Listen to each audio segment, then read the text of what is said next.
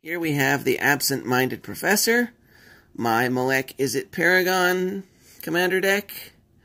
Malek is a 6-cost 2/4 weird wizard that lets you play with the top card of your library revealed. You can cast the top card of your library if it's an instant or sorcery, and whenever you cast an instant or sorcery from the top of your library, copy it. Choose new targets for the copy. He's welcomed in his deck by fellow legendary creature Kira, Great Glass Spinner. Creatures I control have, whenever this creature becomes the target of a spell or ability for the first time in a turn, counter the spell or ability. And he's a 2/2 flying. Talrent Sky Summoner. Whenever you cast an instant or sorcery spell, you get a 2/2 blue Drake token with flying on the battlefield. Then we're welcome to some non-creatures, non-legendary creatures, that is.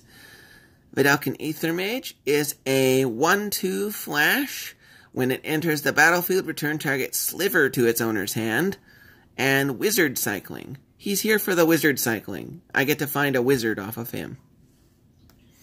Information Dealer is a wizard. You can tap him to look at the top X of your library, where X is the number of wizards in play, and then put them back in any order. There's a bit of a wizard sub-theme in here, but it's not wizard tribal by any stretch of the word.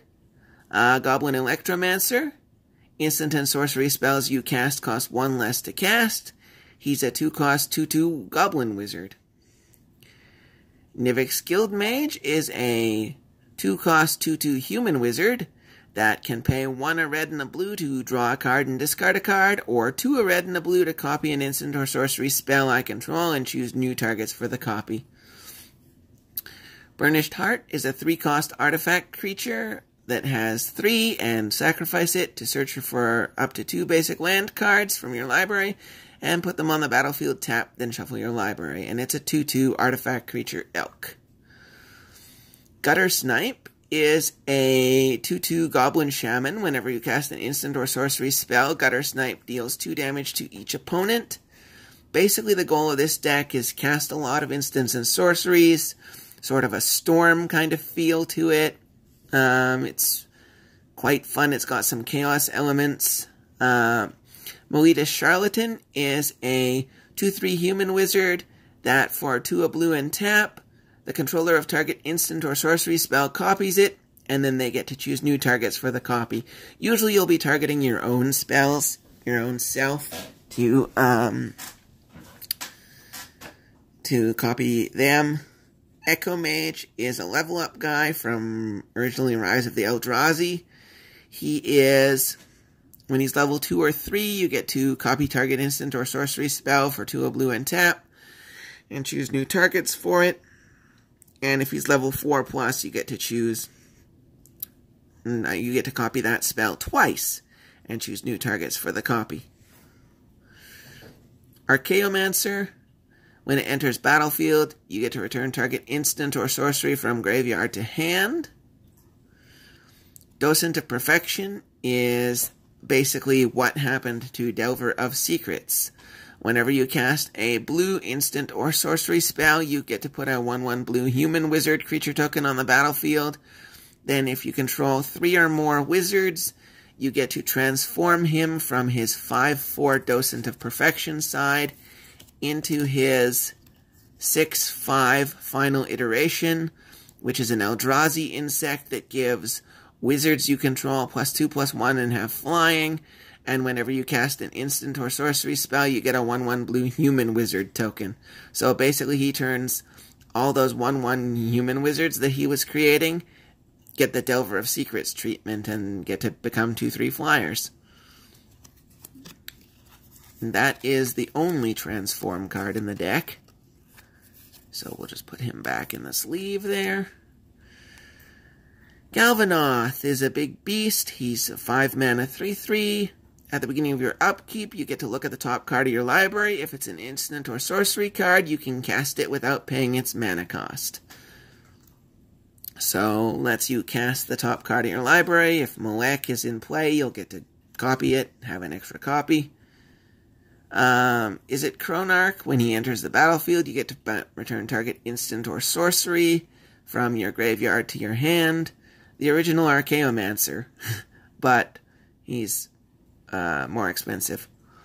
Hypersonic Dragon is a 4/4 flying haste that lets my sorceries be cast at instant speed for only 5 mana. Leashling. I bet you've never seen this card before. It's in here because, well, I don't have Scroll Rack. It's a 6 mana 3/3 that has put a card in your hand on top of your library, return Leashling to its owner's hand. So you can put something you have in your hand on top of your library to bounce your 3/3. Normally that would be a terrible card, but in here, it lets me put an instant or sorcery I may have drawn before I had Malek in play, or even after I had Malek in play, back on top of my library to allow Malek to cast it off of my library and duplicate the spell.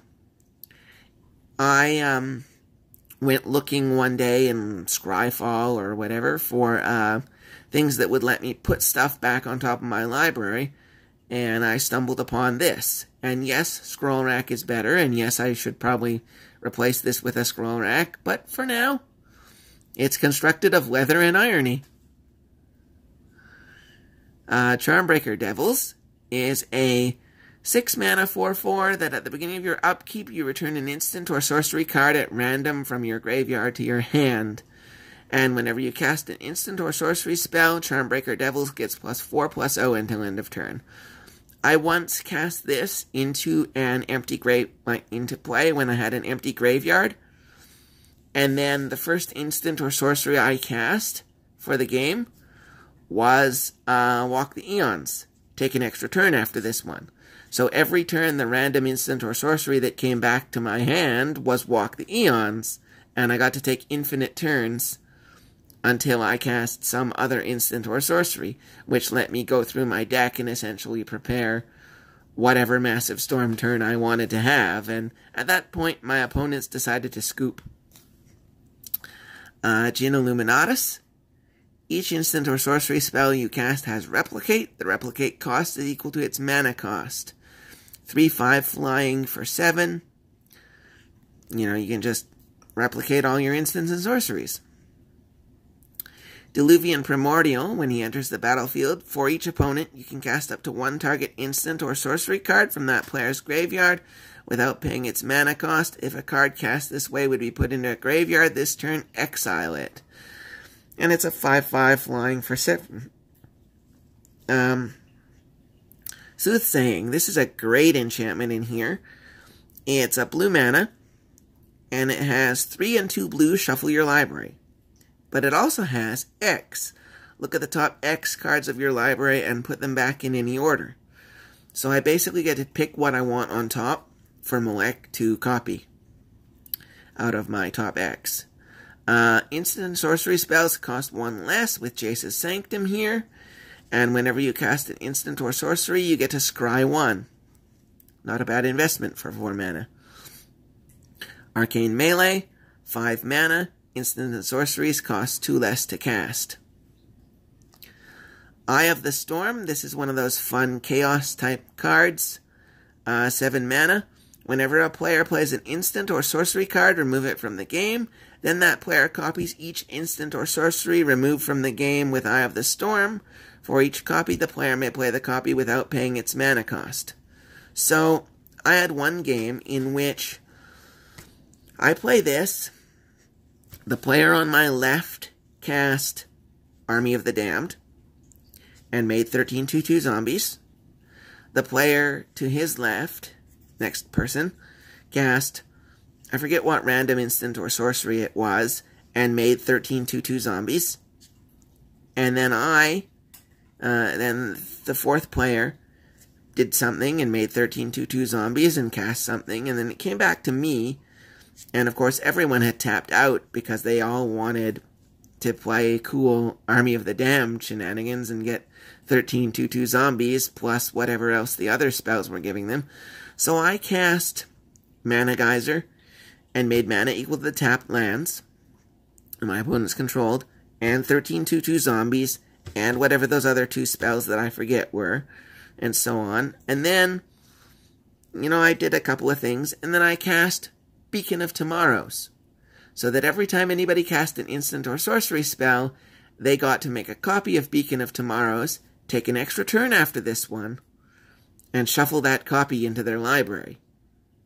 So, I basically got as many turns as I wanted until I didn't have an instant or sorcery spell to cast.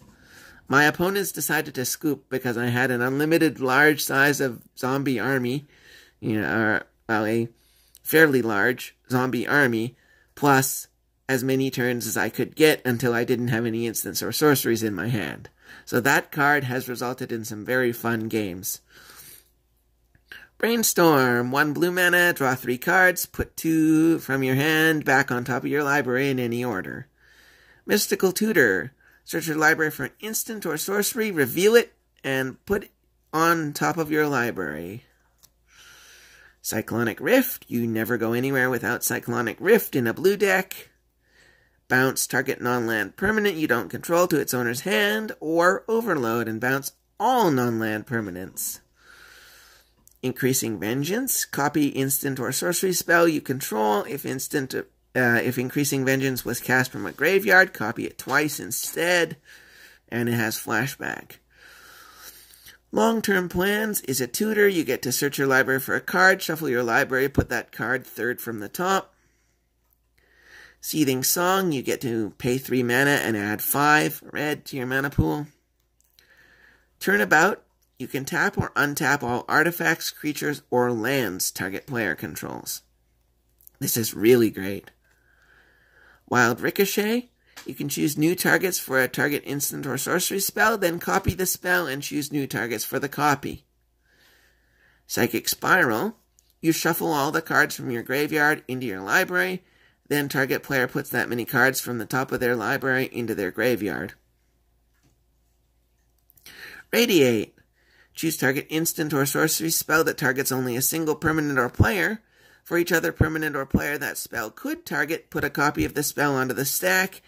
Each of those target copies targets a different permanent. So you get to basically say, here's my thing that only targeted one thing, and now it's targeting everything that it possibly could have targeted. Riddle of Lightning, you choose a creature or a player, and then you scry 3 and reveal the top card of your library, and Riddle of Lightning deals damage equal to that card's converted mana cost to target creature or player. So you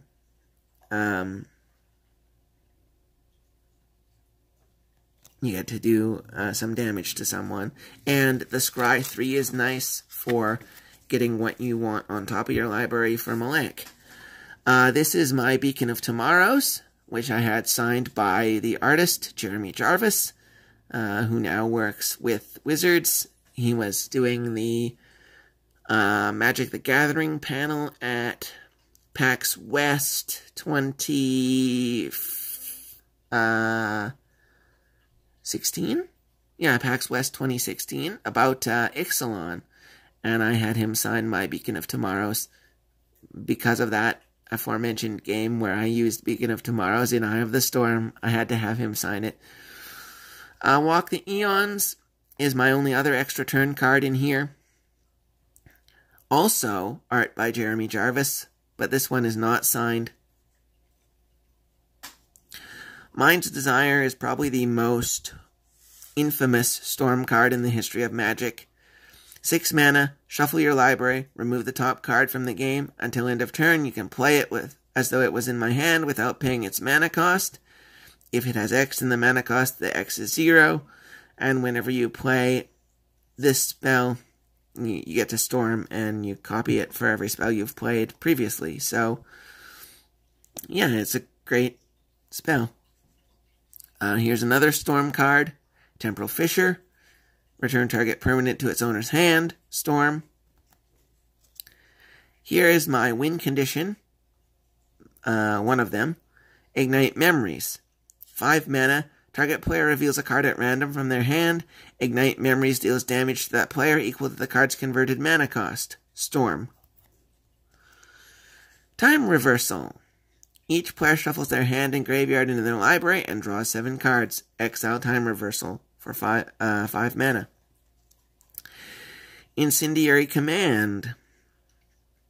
You get to choose 2. You can either Incendiary Command deals 4 damage to target player, or Incendiary Command deals 2 damage to each creature, or destroy target non-basic land, or each player discards all the cards in his or her hand, then draws that many cards for 5 mana. Mana Geyser. You get to add red to your mana pool for each tapped land your opponents control. Mizzix's Mastery. Exile target card that's an instant or sorcery from your graveyard. For each card exiled this way, copy it, and you may cast the copy without paying its mana cost. Exile Mizzix's Mastery. And then Overload lets you change the target to each.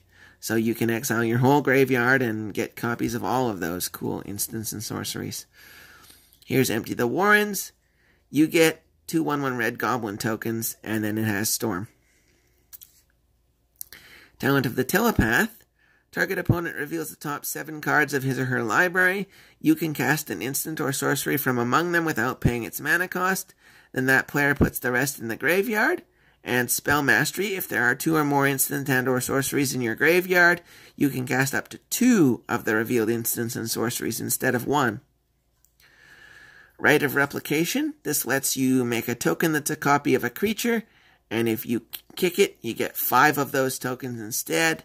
So you can get tokens of whoever has the best creature on the table, or you can do things like make 5 Gutter Snipes, so that every time you cast an instant or sorcery, somebody's going to take 10. Or, 12, I guess, because you'd have 6 Gutter Snipes. You'd have the original and the 5 tokens. Cerebral Eruption. Target opponent reveals the top card of their library, and Cerebral Eruption deals damage equal to the revealed card's converted mana cost to that player and each creature they control. If a land is revealed this way, return Cerebral Eruption to its owner's hand. So you can hit somebody for whatever casting cost of stuff they have on top of their library, and then if they do happen to hit a land, then guess what? You get to bring back Cerebral Eruption and not have to lose it. Reminisce lets me shuffle my library, or somebody shuffle their library into their graveyard, into their library. Grape Shot is another Storm card. 1 damage to target creature or player. Storm. Skyscribing. Everybody draws X cards, and you can forecast it for 2 and a blue, so you reveal it from your hand, and each player draws a card. Play this ability only during your upkeep and only once each turn. Epic Experiment. I once cast this for 32, without having infinite mana. It's X, a red, and a blue. You exile the top X cards of your library. For each instant or sorcery card with converted mana cost X or less among them, you may cast that card without paying its mana cost. Then put all cards exiled this way that weren't cast into your graveyard.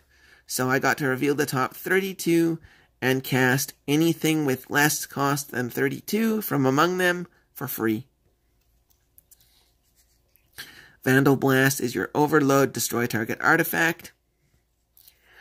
Mirari, whenever you cast an instant or sorcery spell, you can pay 3. If you do, copy the spell and choose new targets for the copy. Pyromancer's Goggles, 5 mana. Tap add red to your mana pool. When this mana is spent to cast a red instant or sorcery spell, copy the spell and you get new targets for the copy. Mindslaver. You can pay 4 and sacrifice Mindslaver to control target player's next turn. Is it Cluestone? Is a mana rock you can sacrifice to draw a card. Is it Keyrune? Is a mana rock that can become a 2/1 blue and red elemental artifact creature. When it deals combat damage to a player, you can draw a card. If you do, discard a card. Is it Signet? You get to make 1 mana filters into red and blue. Sol Ring. Wayfarer's Bauble. You can sacrifice Wayfarer's Bauble to search for a basic land card. Put that card into play tapped, then shuffle your library. This empty sleeve is where I am going to put Wandering Fumarole. I recently took out Teleria West to give to my Dimir deck, and I just haven't acquired Wandering Fumarole yet, so assume this is a Wandering Fumarole, which is a dual land that can become an elemental if you pay mana. Caldera Lake, this is probably coming out of the deck for something better at some point in the future, but it's a enters the battlefield tapped pain land for red and blue. Steam Vents is my red-blue shock land. Enters battlefield tapped unless you pay 2 life. This is your Scry Temple. This is the Elves versus Inventors alternate art. When it enters battlefield, you get to scry 1 and it enters tapped. Here's your Fast Land. It enters battlefield tapped unless you control 2 or fewer other lands. Your Filter Land. You can filter a red-blue hybrid into either a blue-blue, a blue-red, or a red-red. Here's your Check Land. It makes red or blue, and it enters battlefield tapped unless you control an island or a mountain. Your Guildgate enters tapped, and it makes red or blue.